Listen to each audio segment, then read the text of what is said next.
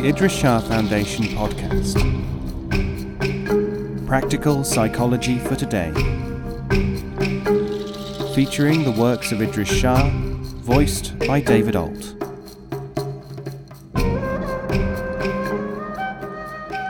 Welcome to the Idries Shah Foundation podcast. In this edition of the podcast, we will hear selections from Learning How to Learn by Idries Shah. This audio has been made available by the Idries Shah Foundation. Saintliness. Question: can you say something about saintliness and Sufi teachers? Answer: the people who are most anxious about finding, following, refuting, or dealing in some way with Sufi teachers tend to be those least able to identify or locate them. This is because the searchers are usually looking for obsessionals, people who cannot help behaving in a way which announces 24 hours a day, "I am a spiritual man." Those who lead ordinary lives or who lack the trappings are invisible to the anxious. But the reverse of this opinion is more likely to be the case. Those who signal by manner, impedimenta, and otherwise that they are to be regarded as authorities are, in fact, usually the superficialists. The saintly appearance is one of three things in all branches of esoteric activity, Sufism included. 1. Imitation by superficialists. 2. Adopted by indoctrination or obsession. 3. Affected as a temporary or superficial measure to signal to those who can perceive only this aspect. The task of the teacher and the student is to get beyond the appearance as soon and as completely as possible. Service. It is on this subject that Sadi of Shiraz wrote the poem in his Bostan, the orchard. The path is not other than the service of the people. It is not in the rosary, the prayer rug, and the dervish robe. What a saint is and does. Saintliness, which superficialists identify with what are too often superficial actions and appearance, lies, as Sadi reminds us, in the service of the people. People who seek saintliness are only to be taken seriously if they are also concerned with human service. Saintship, being a saint, as Dr. A.E. Afifi rightly remarks, according to Sufi law, does not mean holiness or piety, although any such characteristics may accidentally be found in a saint. Any man is a saint if he possesses such a degree of gnosis, supreme knowledge, as would enable him to understand his exact relationship to God, reality, of whom he is but a manifestation, and to realize his essential oneness with the one reality. In other words, a man is a saint if he is what Ibn al-Arabi calls a perfect man. Knowledge and behavior.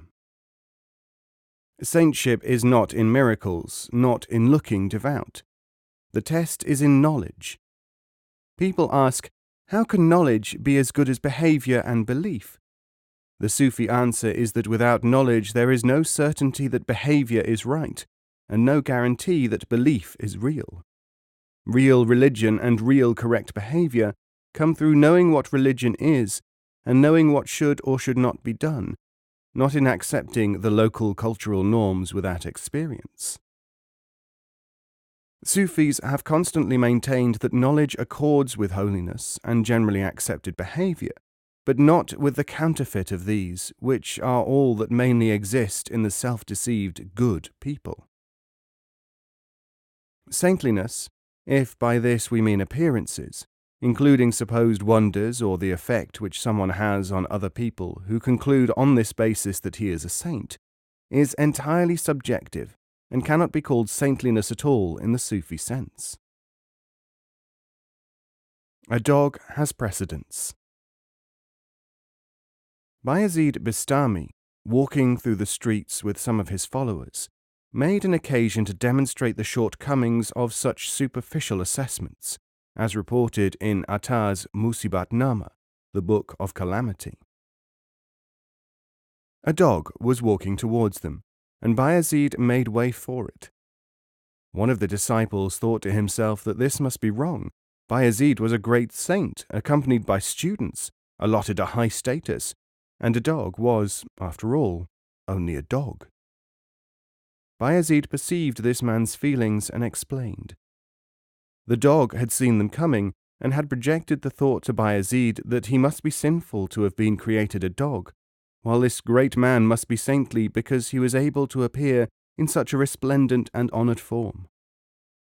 It was because of this idea of that dog's, said Bayezid, that I gave him precedence. Secrecy. Question. There seems to be no traditional psychology or similar study without a conception of secrets and secrecy. Why is this, and what is the nature of this secrecy? Answer. Among the Sufis, the technical term secret is applied to the innermost consciousness of man, and may be found authoritatively rendered as such. It is common knowledge among people of traditional spiritual systems that there are differences in the significance and emphasis of the idea of the secret, according to the condition of the person involved. Here are some examples. Stimulation. 1. People who are seen to be strongly influenced by the idea of secrecy and stimulated by it, thus automatically reveal themselves as curiosity mongers, and the Sufi, for instance, will know how to deal with such a person. It may well be that he has ruled himself out, while he remains a mere anticipator of secrets. Energizing. 2. The idea of a secret for those who can adopt a correct attitude towards it can sometimes have an energizing effect, because for them it constitutes the discovery or attainment of something which is prized and valuable. This point has been specifically emphasized by Ibn al-Arabi among the Sufis. Privacy. 3. Secrecy has often been confused with privacy. Privacy is needed to eliminate sources of interruption when people are concentrating upon something. Relativity. 4. Secrecy can be the word applied to the fact that something is not ready to be revealed, or that it is hidden from someone at a particular time for a good reason, and this reason may not be any more than effectiveness of operation to ensure progress. Many things which are called secrets are only things withheld from people until they can understand or effectively experience them. To clamour for secrets, or to do the equivalent, to want them unknowingly, is a characteristic of man, strongly marked in almost all undertakings and stages of maturity, by no means confined to esoteric areas. If you narrow your conception of secrecy to a crude definition of something which is being kept from you, for instance, you do no more than show that you are unlikely to be flexible and sensitive enough to understand the secret aspects of refined and subtle things. Many secrets are best kept by the denial of any secret, or by people appearing, as Sufis often do, to be people of simplicity and ordinariness. The advantage of this to the Sufi is that it relieves him of the need to avoid or combat secret seekers. They regard him as superficial or ordinary. Penetration of meaning. One secret of the Sufis is their method of making people aware of truths contained in experiences and also in literature, which are denied these people by the barriers which habit or subjective emotions raise. Sa'di says in his Bostan, "The door of illumination is open to those for whom other doors are closed." These doors are often those of intellectuality, of believing that one's own ideas will open doors, and doors to purely scholastic or merely systematic approaches, without the insight which enables one to clear the mind of rubbish. The secret of the secret. The Sufi paradox, the secret of Sufism is that it has no secret at all, means that what is secret and hidden to those who are not realized Sufis becomes understood and experienced to the Sufi, and therefore ceases to be termed a secret at all. The word sir, generally translated as secret, stands in accepted Sufi terminology for the innermost consciousness, so that if the innermost consciousness is not known to its possessor, it remains for him secret. And on the verbal level, where by definition consciousness cannot be experienced, only referred to, it remains for that reason secret, hidden. One of the abilities of Sufis is that they can see through the outward show and self-deception of others, and are thus able to teach these prisoners of the secondary self to attain to the real, secret, innermost consciousness within. The Turkish Maiden. Yusuf al-Razi illustrated this capacity to read minds, and also how others lack this and judge by appearances, in his famous story found in Attar's Recital of the Friends. It is related that Hiri was once asked to look after a Turkish maiden by a Persian merchant who was going on a journey. Hiri became infatuated with this girl and decided that he must seek out his teacher, Abu Hafs the blacksmith. Abu Hafs told him to travel to Rai, there to obtain the advice of the great Sufi Yusuf al-Razi. When he arrived in Rai and asked people there where the sage's dwelling was, they told him to avoid such a heretic and free thinker, and so he went back to Nishapur. Reporting to Abu Hafs, he was told to ignore the people's opinions of al-Razi and seek him out again. In spite of the almost unanimous urgings of the people of Rai, he made his way to where al-Razi sat. There he found the ancient, accompanied by a beautiful youth who was giving him a wine cup. Scandalized, Hiri demanded an explanation of how such a reverend contemplative could behave in such a manner. But al-Razi explained that the youth was his son, and the wine cup contained only water, and had been abandoned by someone else. This was the reality of his state, which everyone imagined to be a life of dissolution. But Hiri now wanted to know why the Sufi behaved in such a manner that people interpreted it as heretical. Al-Razi said, "I do these things so that people may not burden me with Turkish maidens."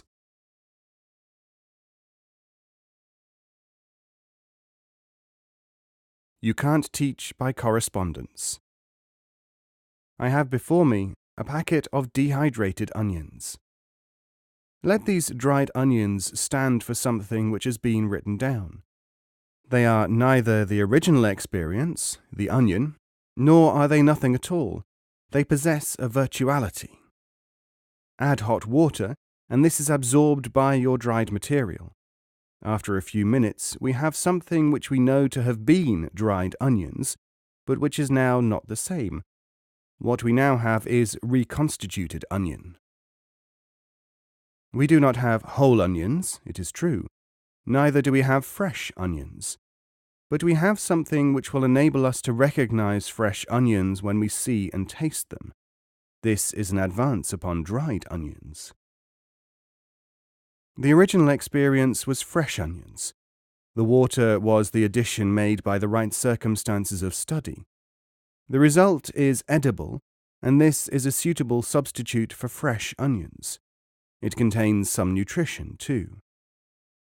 Those who say, "You cannot make anything out of dried onions," the equivalent of "you cannot get anything from a book," are wrong.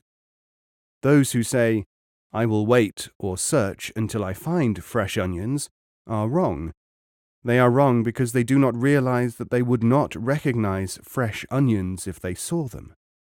This has to be said, though reluctantly, because such statements are usually taken as challenging, when they are more often intended only to be descriptive. Let us therefore postulate the statement, "You can get something from a book." That something may be so important as to lead you to the recognition of the real thing. It is therefore in many cases all-important. Ingredients. But why should people imagine that there is nothing in a book of the same order as fresh experience? Simply because they do not know that specific circumstances, such as water added to the onion shreds, are needed before they can get anything. It is the Sufic purpose to help towards the provision of the water as well as the dried onion, so that in due time fresh onions may be presented. Humility. One of the real reasons for the attempted inculcation of a really humble attitude towards life and learning in traditional teaching techniques is to try to enable people to adopt a point of view which will allow them to approach onions through whatever condition of onion is available. Of course, such teachings in inept hands rapidly turn into moralistic ones. Instead of saying the above, people cast around for a logical prop to teach patience and humility. They soon find it. Humility is good for society. It makes people good, pure, and so on. This, however, is the social level, not the metaphysical one. If you are humble, it may help you in ordinary life. If you are not, you will get nowhere in higher things. If people cannot adopt a humble attitude towards something which they are being invited to study, they are not able to study it at all. Therefore, there is no use, as is frequently supposed, when people ask, "Why should I obey something which I do not know?" The question is invalid because whoever is at that stage cannot obey or disobey. He can only remain a fairly querulous inquirer. He is not master of the option, so there is neither any validity in the question nor any need for an answer, other than a description of his state. The hope lies in the possibility that he may recognize his condition through a description of it, and adjust his attitude accordingly. People, however, more often than not adopt secondary indications as primary, and Sufi teachers have to take into account this tendency. Sometimes they provide deliberately contrived shocks to display the limited nature of the would-be student's thinking, to help him or her to gain a deeper understanding of themselves and hence to liberate a wider perspective, enabling them to learn. Such a shock is contained in the tale told by Bayezid Bistami. Idolatry. A man, he recounted, met him on the road and asked where he was going. Bayezid told him that as he had 200 dinars, he was going on the pilgrimage to Mecca.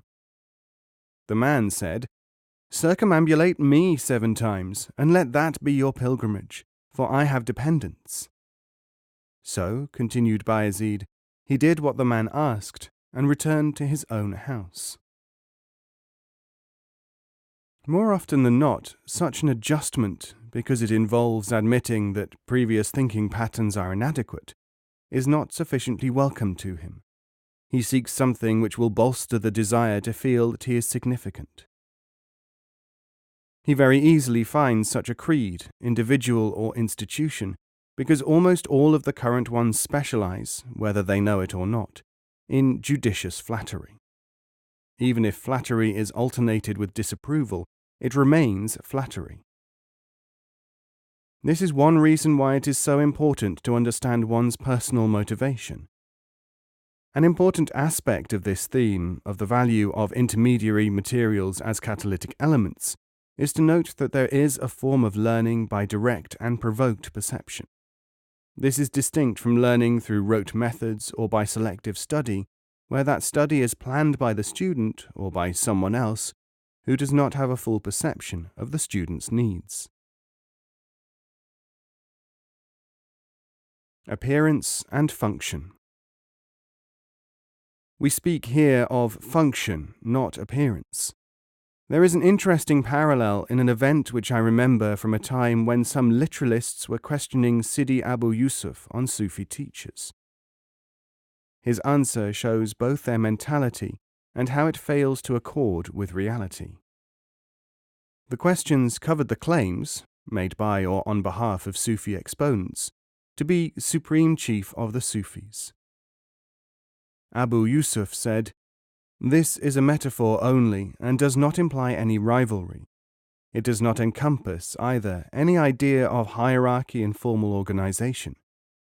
Furthermore, it does not mean that each claims or has claimed for him to be chief of all the Sufis. It only means that for those who are following their instructions, Sufi teachers must be regarded as the chief and only source of wisdom.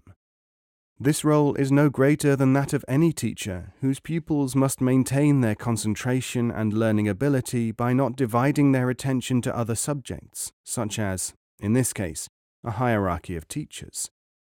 The real chiefs of the Sufis exist and operate in a generally non-perceived realm, and are never known in their higher functions, though these personages may present themselves as mere Sufi masters from time to time, as they may assume any other guise to carry on their functions."